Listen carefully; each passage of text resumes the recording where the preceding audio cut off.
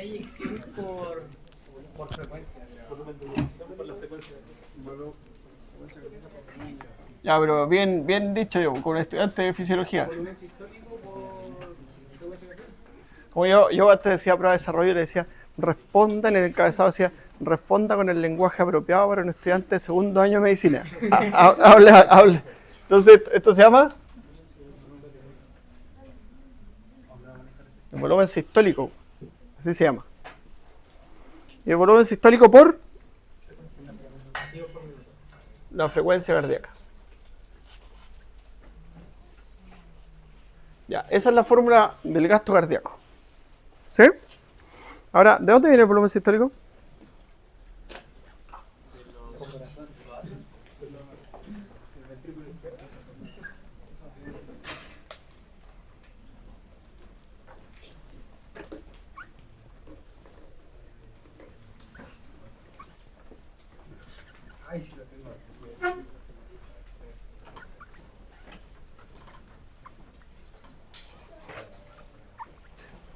De ahí viene, ¿cierto? De la diferencia del volumen diastólico final, que es la cantidad de sangre que hay en el llenado del corazón, versus el volumen sistólico final, o menos el volumen sistólico final, que es la cantidad de sangre que queda en el corazón después de la eyección. ¿Ya? ¿Por qué es importante mirarlo así? Porque estos tienen determinantes. Y hoy día tenemos que entender cuáles son los determinantes del gasto cardíaco. Porque el volumen diastólico final, ¿de qué depende?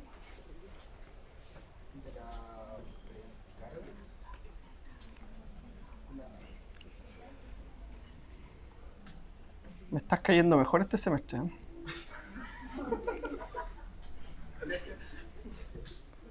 Depende de la precarga. ¿Y la precarga de qué depende?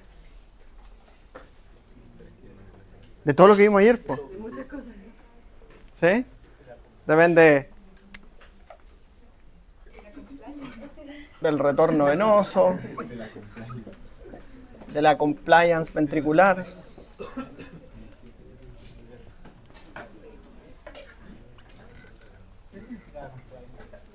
Distensibilidad. ¿Qué otra cosa? ¿Qué más puede sumar?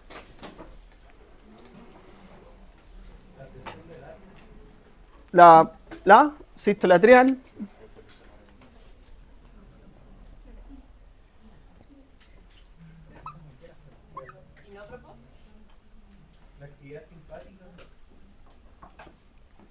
Ya, los inótropos, ¿qué regulan?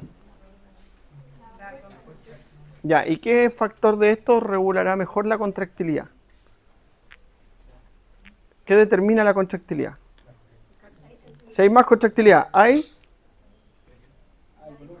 de esto, creo que está en la pizarra. Si hay más contractilidad, ¿qué es lo que hay? ¿Qué cambia? Ya, pero al revés. El sistólico final. Bien, súper, está bien, excelente. Entonces, si yo mejoro la contractilidad, a mayor contractilidad, menor volumen sistólico final. Por lo tanto, esta relación es inversa. Y ahí usted puede ir completando así, pues. Mayor sístole atrial, mayor precarga, directo. Mayor compliance ventricular, mayor precarga. Mayor retorno venoso, mayor precarga. ¿Ya?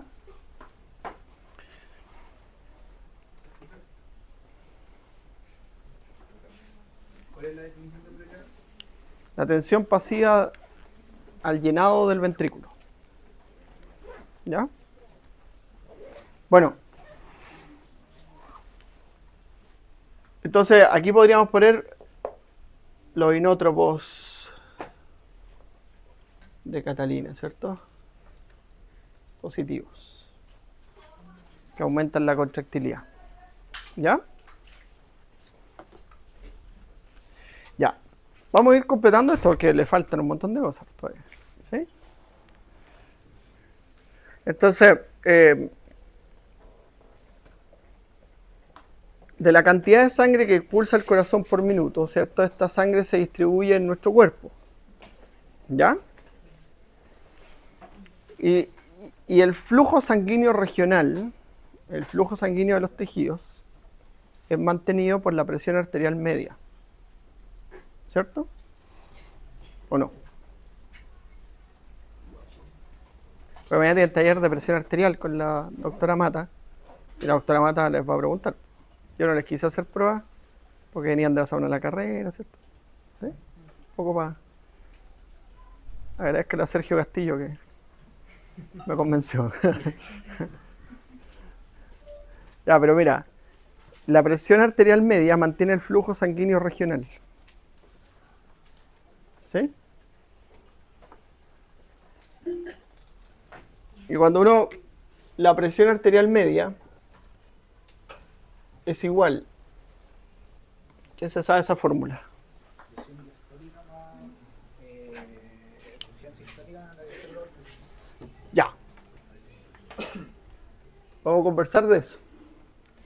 Porque esa fórmula, presión sistólica menos 1/3 de la presión diastólica, ¿cierto? Algo así, o yo no me la sé. De verdad no me la sé. Adire, ¿por qué no me la sé? Porque es importante. Claro. Porque eso es una estimación de la presión arterial media, con parámetros indirectos. Tú tienes la presión sistólica y la presión diastólica que la estimaste indirectamente con algún sistema de medición de presión arterial indirecto. ¿Cierto? Entonces, ¿quién tiene la fórmula a mano? La puede buscar. Es presión sistólica menos presión diastólica más 1/3 de la, no sé, algo así. No es presión diastólica menos 1/3 de la presión sistólica. Se le resta la presión diastólica a la sistólica. Ya, pero y la fórmula bien, pues. La presión Sistólica menos 1/3 de la diferencia de la presión sistólica con la diastólica. Eso, súper bien. Ya. Es una estimación, ¿se dan cuenta? ¿Cómo se mide la presión arterial media? ¿Cómo se mide la presión arterial media? Aquí hay un par de enfermeros. Yo le hice todo un análisis a ustedes de... No. ¿El promedio de presión en un siglo de tierra? No, ¿dónde se mide la presión arterial media? ¿Dónde? Guillermo, ¿dónde se mide la presión arterial media? La presión arterial media, yo trabajo en la UCI y nosotros ocupamos arterias. Se mide en una arteria, ¿cierto? A través de un catéter arterial. Se pone en la arteria, ¿cierto? ¿Trabaja en la UCI? ¿Acá en el hospital? Ya. Entonces hay que hacer una punción de una arteria, la arteria radial, ¿cierto? O cuál, la que está a mano. Una arteria, ¿te fijas? Si Guillermo hace mal su trabajo, queda una parte del cuerpo sin recibir sangre. Así de sencillo. ¿Ya? Entonces, pero se mide directamente. O sea, hay un sensor de presión que va dentro de una arteria. ¿Ya? Y lo que nos comentaba Edgardo, tú estás estimando la presión arterial media. Entonces, mira lo que dice la presión arterial media, porque se mide precisamente en la UCI o en la UTI, se mide la presión arterial media. En pacientes que tienen riesgo hemodinámico, que pueden hacer una hipotensión, una hipertensión en cualquier minuto. ¿Ya? Porque mira, la fórmula de la presión arterial media es así. Es el gasto cardíaco por la resistencia vascular sistémica más la presión venosa central. Entonces, todo eso te está diciendo cuando tú mides la presión arterial media. Gasto cardíaco por resistencia vascular periférica. ¿Qué es la resistencia vascular periférica? Como su nombre lo dice, la resistencia que ofrecen los vasos sanguíneos periféricos. ¿Mm? Ya, pero la resistencia, aquí vamos a aprender más cositas. ¿La resistencia se produce dónde? ¿Por qué? La disminución de diámetro. Ya. En la arteriola, como dice Luciano, ahí se produce la resistencia. ¿Qué le pasa a la sangre en la arteriola? ¿Qué pasa con la presión arterial en la arteriola? Decae y se regulariza. Deja de ser. Cae a cero. Cae a cero. Porque la presión venosa, alguien me la dijo otro día. ¿Qué era? El que se sabía la presión venosa, Edgardo. La presión venosa es 0, más menos 8, que es el delta. Entonces en un momento ese 120,80, sistólica y diastólica, tiene que pasar de 120,80 a 0. Y ese lugar donde ocurre eso es la arteriola. Y en la arteriola desaparece el pulso. Desaparece el pulso arterial, porque las arterias tienen pulso, ¿cierto? Tú, si hay un tejido ahí, ves la arteria latir, ¿cierto? Cuando hay en una cirugía. Desaparece el pulso, cae la presión. ¿Y por qué pasa eso en las arteriolas? ¿Qué tienen las arteriolas que no tienen los otros vasos sanguíneos? ¿Mm? Sí.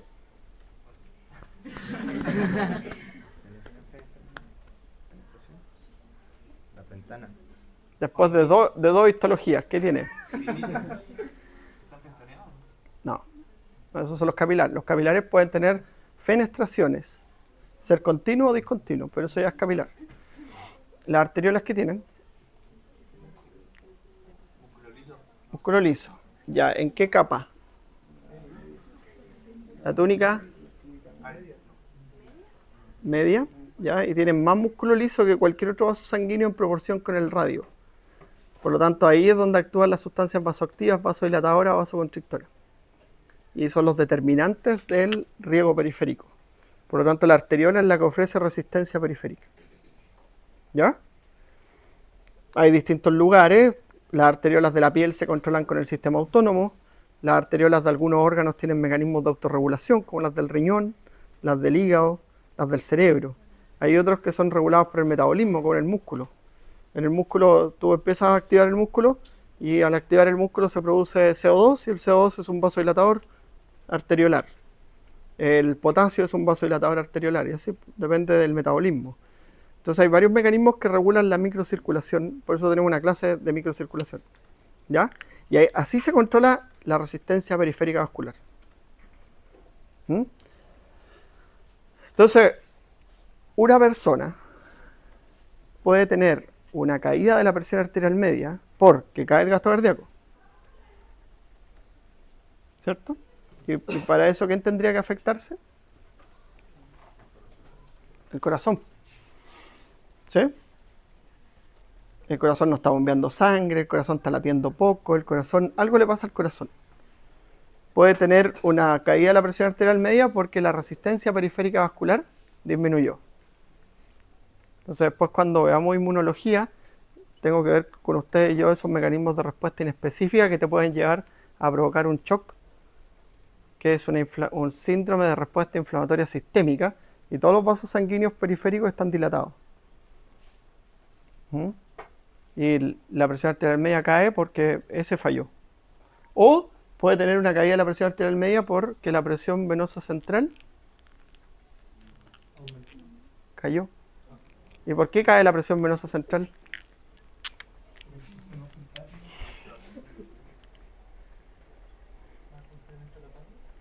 No, pues ¿quién es el determinante de la presión venosa central? La volemia. Bien, Guillermo. La volemia. Ese es el determinante de la presión venosa central, la volemia. En las venas está el 60% de la sangre de nuestro cuerpo. ¿Ya? Entonces, todo factor que afecte la volemia va a afectar la presión venosa central. Entonces, ¿se dan cuenta de la importancia de la presión arterial media? Mira, se los voy a hacer más interesante.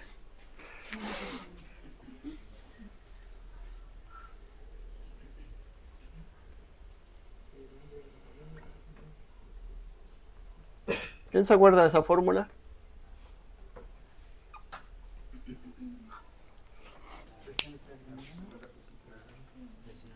La presión de perfusión del cerebro. ¿Cuánta sangre llega al cerebro?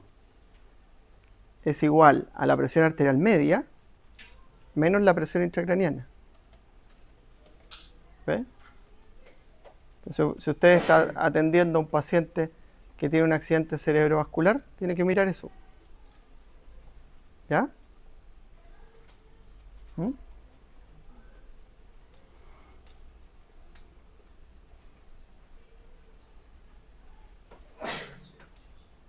Ya, entonces, ahora, otra pregunta. Llegué a preguntar hoy día. ¿Por qué se mantiene estable la presión arterial en toda la red capilar y en toda la red arterial? Porque en los capilares desaparece. Ya sabemos que la presión arterial desaparece en la arteriola. ¿Por qué se mantiene estable la presión arterial? Pues Guillermo dijo que funcionaba la radial o la braquial. Puede ser cualquiera. ¿Dónde está la braquial? En el braqui, ¿cierto? Ya. Se mantiene la presión capilar. Pero también la puedes medir en el pie, ¿cierto? O la puedes medir en diferentes partes donde encuentres una arteria. ¿Sí? ¿Por qué se mantiene estable? Porque no cambia la presión arterial. Y hay varios factores que la pueden alterar, pues está la gravedad. La gravedad a veces afecta la presión arterial, pues cuando tú te paras ahí, la presión arterial cambia. Pero tu presión arterial cambia menos de un 10%. Entonces, si yo me paro, mi presión arterial cae menos de un 10%. Si cae más de un 10%, te mareas. Y ahí eso se llama ortostatismo. Yo me muevo y la presión arterial cambia. Pero ¿por qué no cambia la presión arterial a pesar de que hay un montón de factores? Estamos de pie, estamos sentados, estamos acostados. ¿Sí? Lo que se me ocurre que es como un sistema cerrado, porque como es sangre no es comprimible. Ya, el sistema circulatorio, ¿cierto? El sistema circulatorio. Ya. Pero ¿qué pudiese hacer que la presión no cambie? ¿Podría tener que ver con algún aspecto histológico? Anatómico más bien. Y qué bueno que me lo dijiste tú, Patricio, que sé que te gusta la anatomía. O sea, yo diría que en general como las arterias tienen divisiones de mayor calibre mediano, y diría que ellos tienen una capa muscular, pero ahora mantener la presión. Ya, una cosa importante es la elasticidad de la arteria, ¿cierto? Es súper importante. Pero una cosa más importante es que el sistema circulatorio, ¿cómo es? Les voy a dar dos alternativas. ¿Es lineal o es paralelo? Paralelo. Eso es lo importante. Es paralelo. Entonces, la circulación es paralela. Por lo tanto, la presión se mantiene y se conserva. Si fuese lineal, ¿qué pasaría con la presión? Disminuye, ¿cierto? Va disminuyendo y después ya el vaso sanguíneo del dedito gordo del pie ya no recibiría sangre. ¿Sí?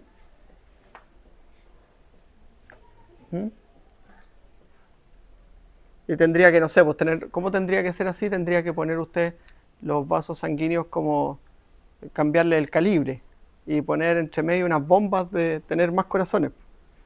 ¿Sí? Como tienen algunas especies. Tienen más corazones y movilizan la sangre. ¿Sí? Hay un dinosaurio que tenía un corazón en la cola que le ayudaba a mover la sangre por su cuerpo. No sé, alguien me contó esa historia, se olvidó, si no se la replico. Pero, claro, o lo que hacen en los sistemas de red hidráulica, donde mueven agua, que tienen bombas que van en distintos sectores, van acelerando el flujo, si no el agua se detiene, no se mueve. ¿Sí? ¿Ya? Entonces, la circulación en paralelo, la elasticidad de los vasos y todas esas cosas son súper importantes. ¿Ya? Bueno.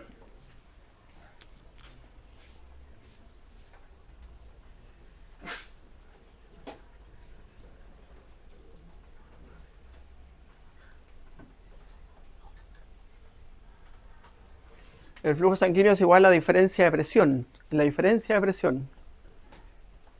La presión inicial, que es la presión que va a generar la sístole, versus la presión final que va a generar la arteriola. Diferencia de presión. ¿Ya? ¿Qué otro condicionante puede generar cambios del flujo sanguíneo? ¿El diámetro de qué? El radio. Si yo aumento el radio, ¿qué pasa con el flujo? Aumenta. Por lo tanto, el radio, ¿dónde iría? Multiplicando. Excelente. Elevado a 4. ¿Qué es el radio? ¿Y qué otra cosa podría cambiar el flujo sanguíneo? La viscosidad de la sangre. La viscosidad de la sangre, ¿cierto? ¿Y dónde va la viscosidad? Si yo aumento la viscosidad, ¿qué pasa con el flujo? Disminuye. Por lo tanto, y lo que recién hablamos, que el circuito sea en paralelo, disminuye ¿qué cosa? La longitud.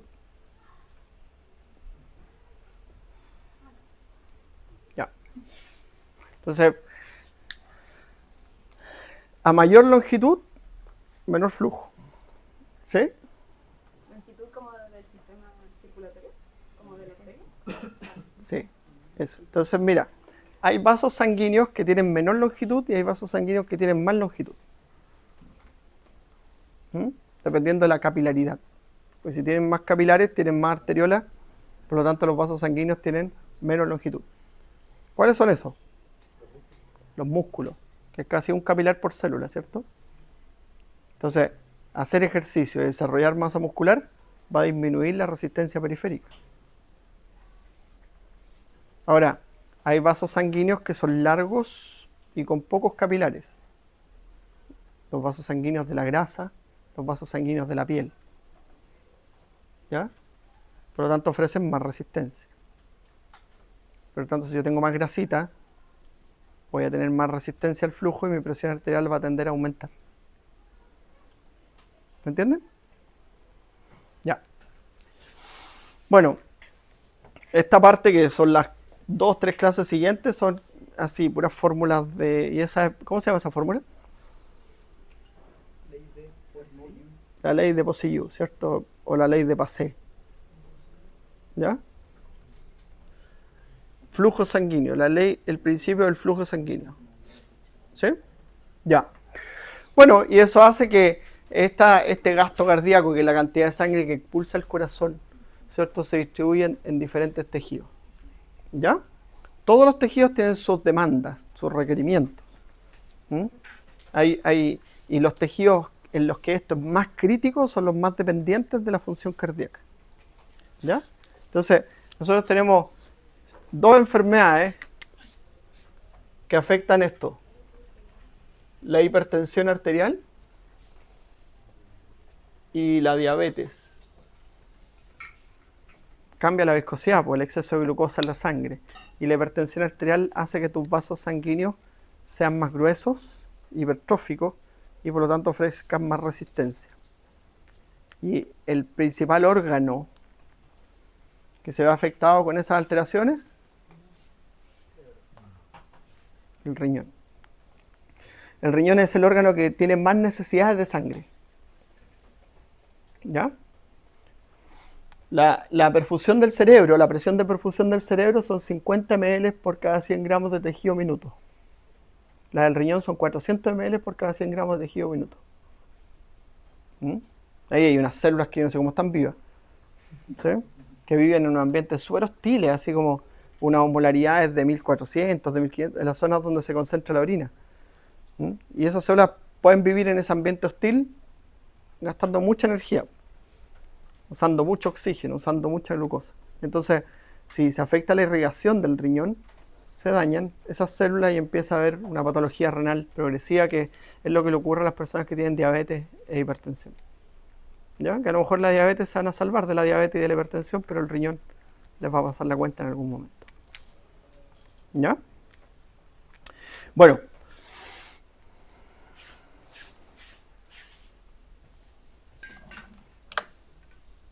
La fracción de eyección, ¿cierto? Que no es otra cosa que dividir el volumen sistólico por el volumen diastólico final. ¿Ya? Entonces, la fracción de eyección, que va entre el 50 y el 65%, ¿cierto? Ahí hay un ejemplo nomás que dice el 58%.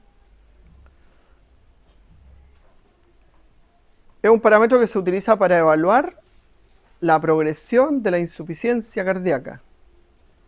Porque si la fracción de eyección es menor del 50%, los órganos no van a recibir un flujo de sangre adecuado. Y en ese momento, cuando uno se acuerda de la función principal del corazón, que es suplir la demanda de todo el cuerpo, ahí está la función principal, suplir las necesidades de oxígeno de los tejidos corporales. ¿Ya? Entonces, si yo me pongo a hacer ejercicio, esto cambia. ¿Sí? Ya, así se calcula la fracción de eyección. Volumen sistólico dividido por el volumen diastólico final. O sea, la cantidad de sangre efectiva que expulsa el corazón. ¿Ya? Entonces no expulsa toda la sangre el corazón, ¿cierto? Solo expulsa entre el 50 y el 65% de la sangre que tiene. ¿Ya?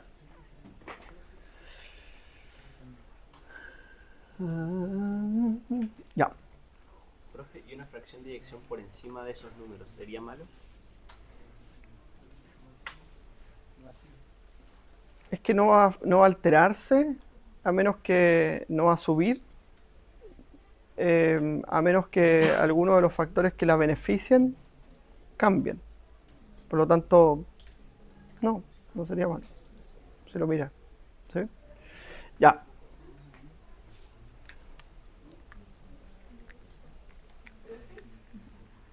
¿Qué pasa con el resto de la sangre? Esa es la que queda como... No queda ahí estancada. Se va en el otro latido, ¿no? Es un sistema circulatorio. ¿Ya? No es que quede ahí. Por eso no se llama, en algunos textos aparece así, no se llama volumen residual, se llama volumen sistólico final. ¿Ya?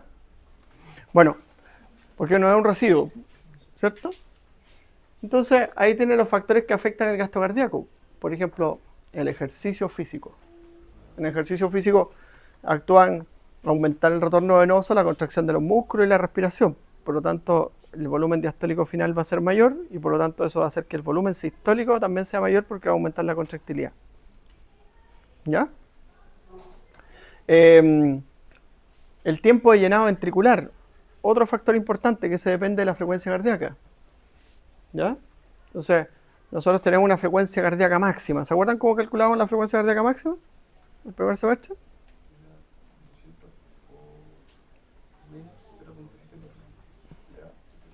Sí, era una fórmula. O sea, 220 menos la edad por un factor de corrección para hombre, para mujer, para si es sedentario o no.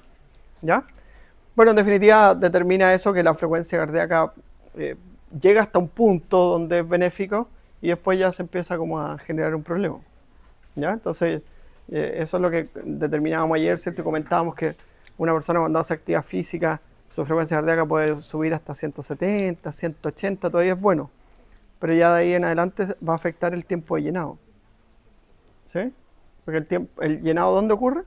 Durante la diástole. Entonces el corazón necesita relajarse. ¿Ya? Bueno. Hay factores, ¿cierto?, que pueden estar en la sangre, como la adrenalina, la tiroxina, ¿cierto?, que son factores inótropos, positivos. ¿Sí? También, por ejemplo, tú puedes tener estímulos, por ejemplo, la frecuencia cardíaca aumenta cuando hacemos ejercicio por un efecto cortical, que tiene que ver con la motivación.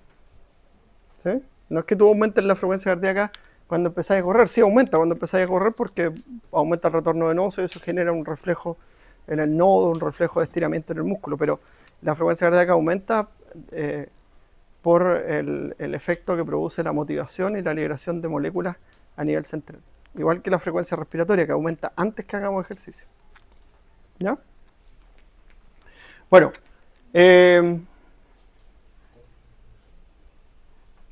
Arriba están las definiciones, que es lo mismo que hemos comentado todo el rato. ¿Sí? No hay nada nuevo. Mira, ahí están diferencias de gasto cardíaco en una persona entrenada versus una persona no entrenada. ¿Ya? Entonces, una persona entrenada, su frecuencia cardíaca aproximada es de 70 ml, de 70 latidos por minuto, y un volumen sistólico de 70 ml. ¿Ya? En una persona no entrenada, la frecuencia cardíaca es menor. ¿Pero qué cambió? El volumen sistólico es mayor. En reposo. Entonces, en reposo tiene una frecuencia cardíaca de 50 latidos por minuto y un volumen sistólico de 100. ¿Sí?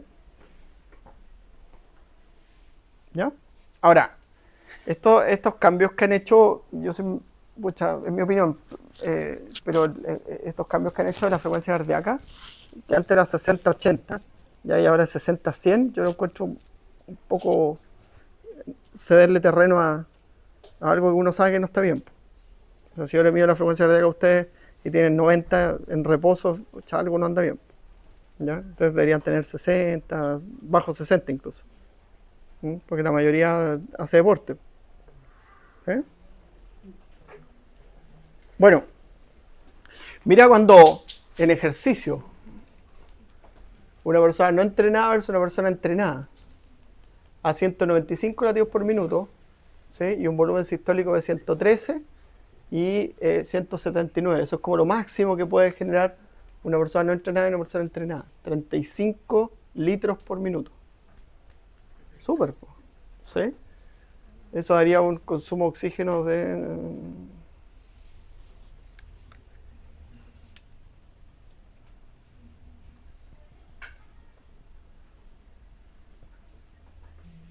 ¿Cuánto es esto? 35 por 8.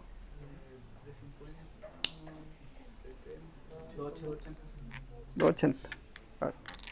Altísimo. ¿Ya? 28 litros de oxígeno por minuto. Ya. Miren esto. Esa parece que está más grande en la otra. Ahí. Aquí está. Entonces el gasto cardíaco. Determinado por la frecuencia cardíaca y el volumen sistólico. La frecuencia cardíaca depende de los factores inótropos, cronótropos, hidromótropos positivos y negativos. La hormona. Hormona cronótropa positiva. Hormona que aumenta la frecuencia cardíaca. Una. Ya. Cortisol, adrenalina. Noradrenalina. Ya. Que disminuya la frecuencia cardíaca. Adenosina. Acetilcolina. ¿Ya? Bueno.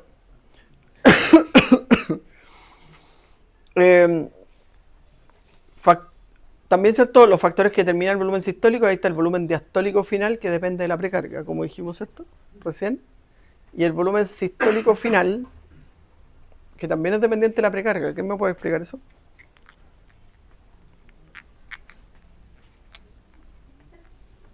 Volumen sistólico final dependiente de la precarga. Si aumenta la precarga, va a disminuir la cantidad de sangre que entre al ventrículo, y si disminuye la cantidad de sangre que entra al ventrículo, que se inyecta el lento, ¿o no?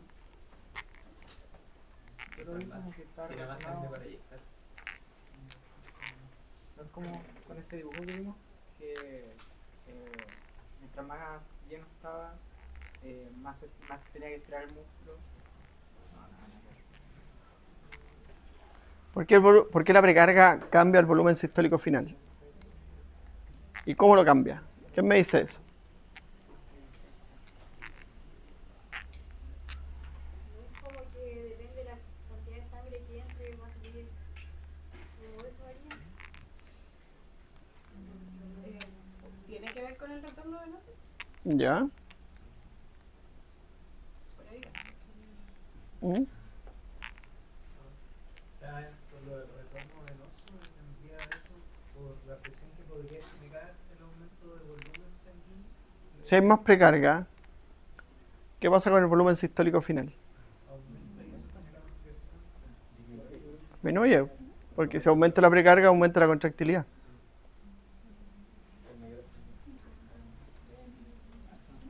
¿Veis? Por eso la precarga es un determinante también del volumen sistólico final.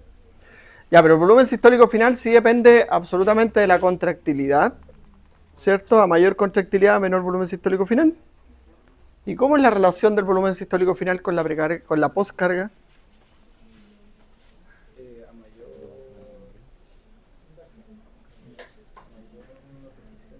Si hay más postcarga,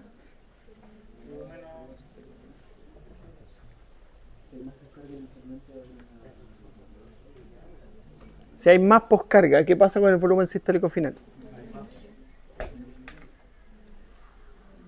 Si hay más postcarga, el volumen sistólico final aumenta. Porque el corazón va a poder expulsar menos sangre. Entonces va a aumentar el volumen sistólico final. ¿Ya? Sigamos, esto hay que practicarlo. Ahora, la postcarga depende de los factores que regulan la resistencia periférica. Las moléculas vasodilatadoras, vasoconstrictoras que hay en la sangre. ¿Ya? Por ejemplo, si hoy día no vino con su bebida. Si toma una Monster, ¿cierto? Aumenta la presión arterial, aumenta la postcarga, aumenta el volumen sistólico final, disminuye el gasto cardíaco. ¿Sí? Ya. La contractilidad depende de los factores inótropos positivos y negativos. Inótropo positivo, adrenalina, cortisol, angiotensina, ADH, todo eso, ¿cierto? Inótropos negativos, la acetilcolina, ¿ya? Y los antagonistas adrenérgicos. La adenosina no. El tiempo de llenado determina la precarga. ¿Y de qué depende el tiempo de llenado? De la frecuencia cardíaca. Frecuencia cardíaca. ¿Ya? De la frecuencia cardíaca. Y el retorno venoso obviamente determina la precarga. ¿Por qué hay una línea entre el retorno venoso y la frecuencia cardíaca?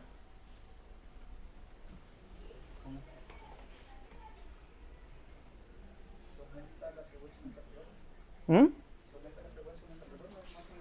Si aumenta el retorno venoso, ¿qué pasa con la frecuencia cardíaca? Tiene que aumentar. ¿Y por qué? Ya, pero ¿por qué? ¿Pero por qué? Empieza a llenarse, no sé. ¿Pero por qué? Aumenta la precarga, aumenta el inotropismo. ¿Y por qué aumenta la frecuencia cardíaca cuando aumenta la precarga? ¿Sí? ¿Pero qué efecto produce eso?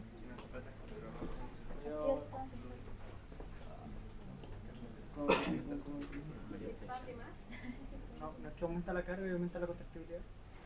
No, aumenta la frecuencia cardíaca. La contractilidad está por allá, pues estamos hablando de la frecuencia cardíaca. Esta es la que estoy preguntando. Ahí está la respuesta. El atrio tiene un reflejo. La distensión del nodo sinoatrial genera un aumento de la frecuencia cardíaca. ¿Sí? Que es mecánico eso. Solo es mecánico. Aquí tiene como un canal, una membrana que se abre. Sí, los canales de calcio tipo L. Entonces aumentan el flujo de calcio y la despolarización ocurre antes. ¿Ven? Y los tipos L son importantes en la fase 4, al final de la fase 4 de la célula marcapaso. ¿Ves? Y aquí tienen que empezar a mezclar todo. Ya.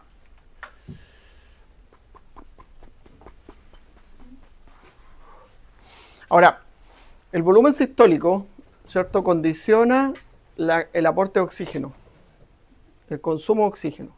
Entonces aquí tiene distintas situaciones. Tiene un atleta de resistencia. ¿Ya? Entonces a medida que aumenta el volumen sistólico, aumenta el consumo de oxígeno. ¿Ya?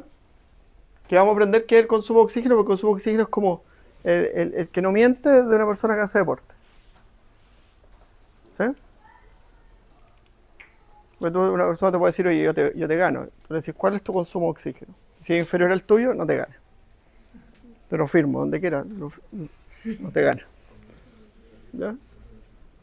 Bueno, aquí tienen, por ejemplo, un estudiante sedentario después de ser entrenado, ¿cierto? ¿Ven? Va mejorando su volumen sistólico, va mejorando su consumo de oxígeno, que el consumo de oxígeno es la habilidad que tienen los tejidos de utilizar el oxígeno. Entonces, está determinado por la tasa de extracción de oxígeno, que es la diferencia arteriovenosa de oxígeno. Esa es la tasa de extracción de oxígeno. ¿Mm? Y aquí tiene, ¿cierto?, una persona sedentaria, un estudiante sedentario. ¿Ven? Va cambiando el consumo de oxígeno y va cambiando el volumen sistólico. ¿Ya? Mire esto.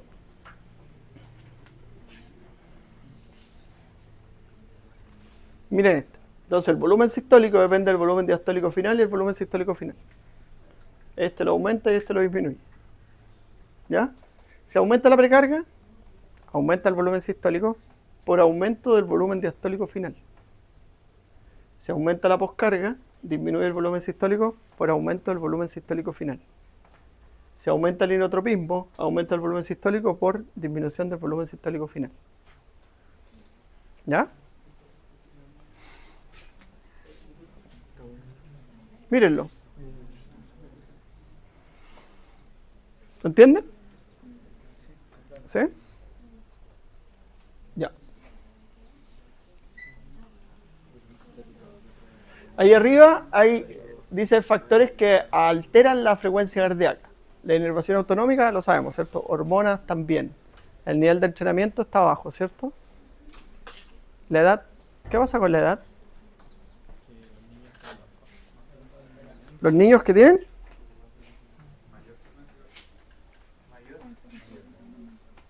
¿Los niños tienen?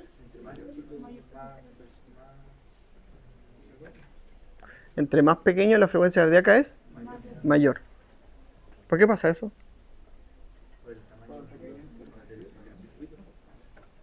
No podría ser como por como están en etapa de desarrollo, tienen mayor producción de hormonas tiroideas, la expresión de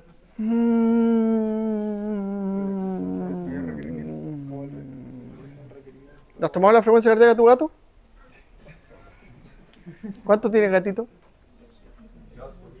Un montón, ¿cierto? Lata así. Tut, tut, tut, tut, tut, tut, tut, tut, tut. Y un ratoncito.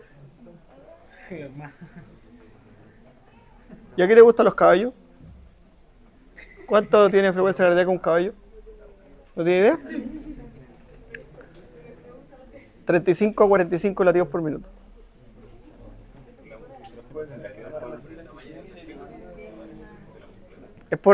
Hay una proporción que es el tamaño del corazón respecto del cuerpo.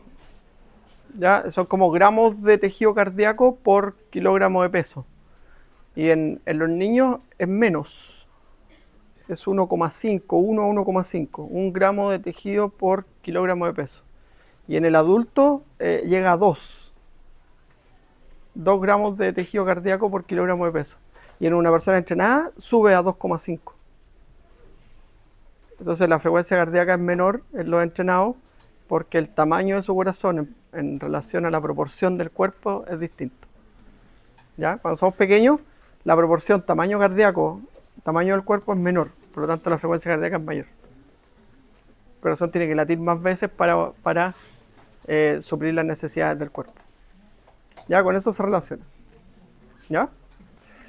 Bueno.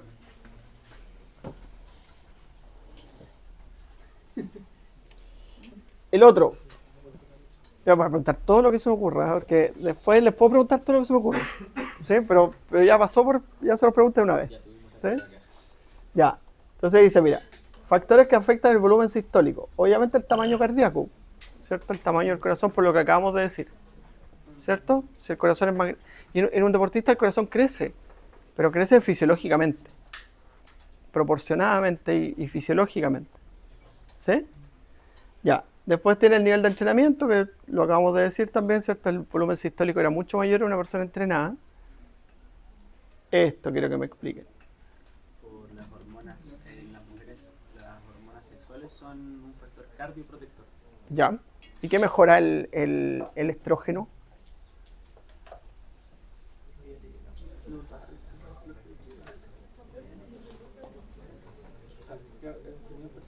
Porque los estrógenos protegen a la mujer. ¿De qué protegen a la mujer? Ya. ¿Pero de qué protege a la mujer los estrógenos?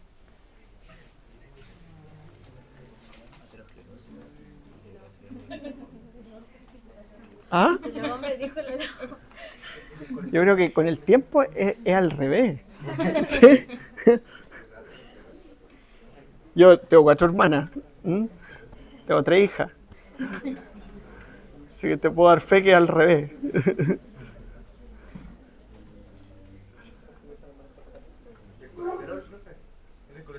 Ya, la mujer se defiende gracias a los estrógenos de la enfermedad aterosclerótica coronaria y eso mejora el efecto inotrópico del corazón.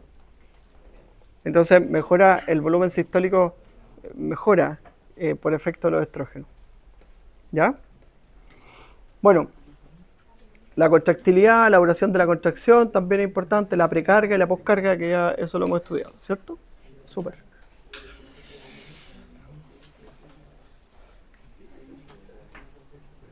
Mira, ahí está la presión arterial media, ¿ven? Entonces, la presión arterial media depende del gasto cardíaco, de la resistencia vascular sistémica y de la presión venosa central. Y ahí está como el orden de cómo podría haberse afectado. ¿Entiendes? ¿Ya?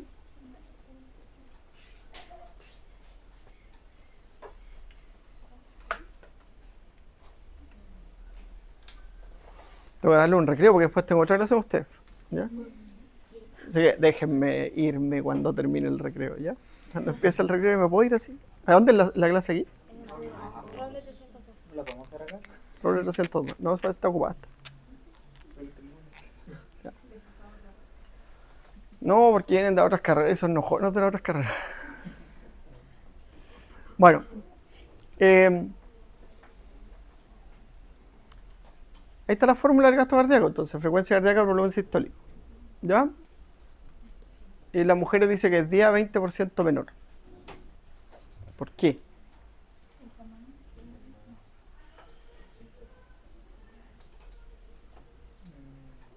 O sea, tiene que ser menos la frecuencia del volumen sistólico.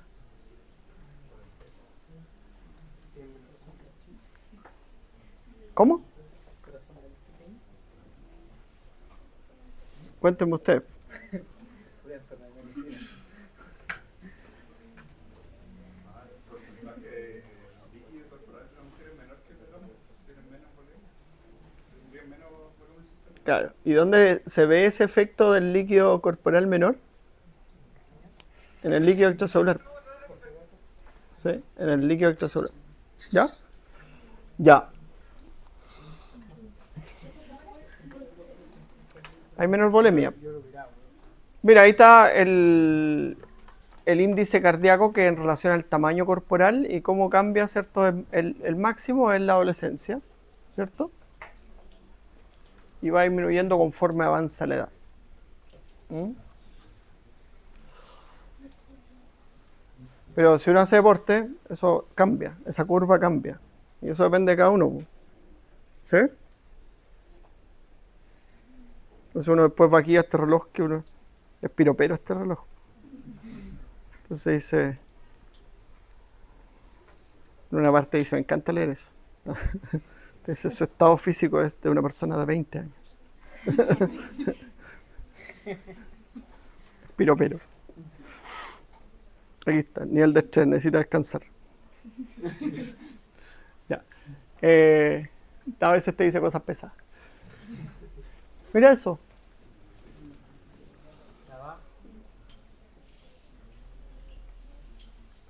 Porque lo importante es ver trabajo. ¿Qué es trabajo? Intensidad del esfuerzo, ¿no? ¿Sí? Entonces tú, aquí está en reposo y aquí hay un esfuerzo extenuante. ¿Sí? Pongámoslo así.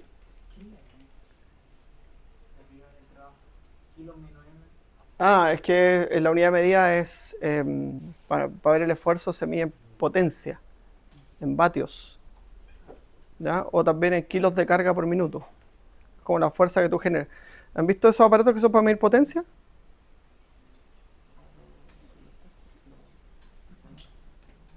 ¿Qué es la potencia?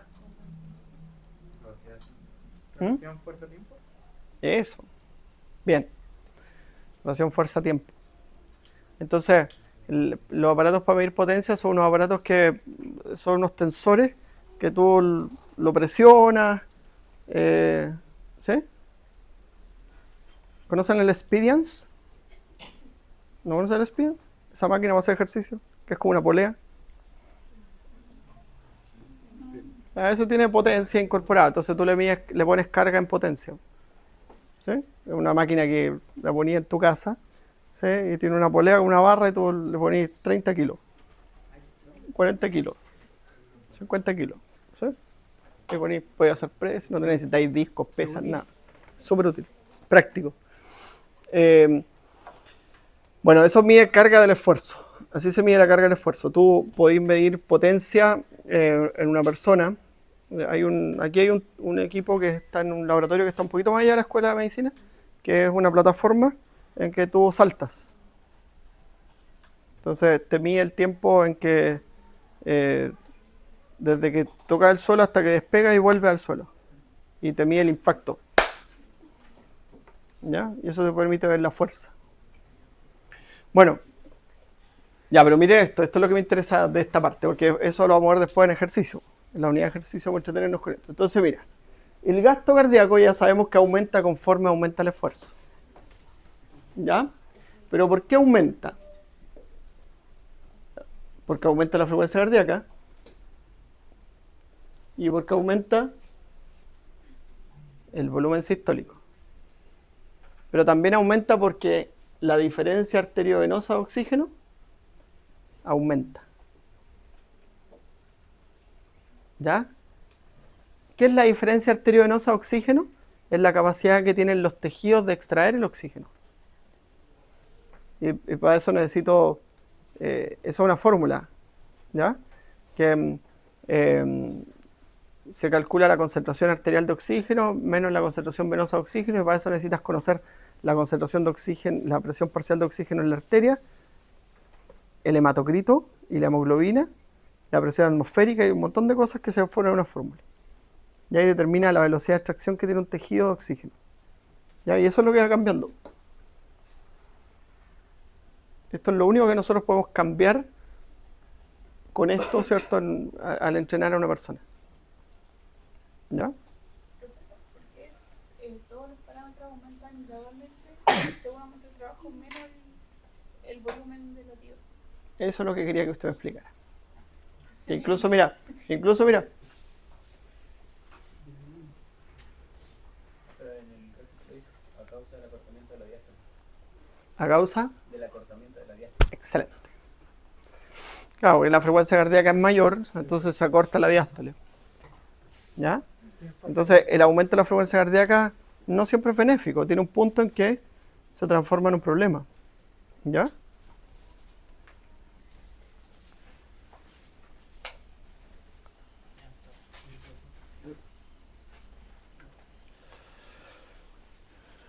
Ya, entonces el gasto cardíaco, como lo que hemos conversado en esta clase, está definido ahí, está resumido en esa fórmula. ¿Mm? Quiero ver si hay una cosa que... No, ya esto ya es hemodinámica. Fin. Voy a tomar un café con adrenalina. Lo acompaño. Nos vemos en un ratito más.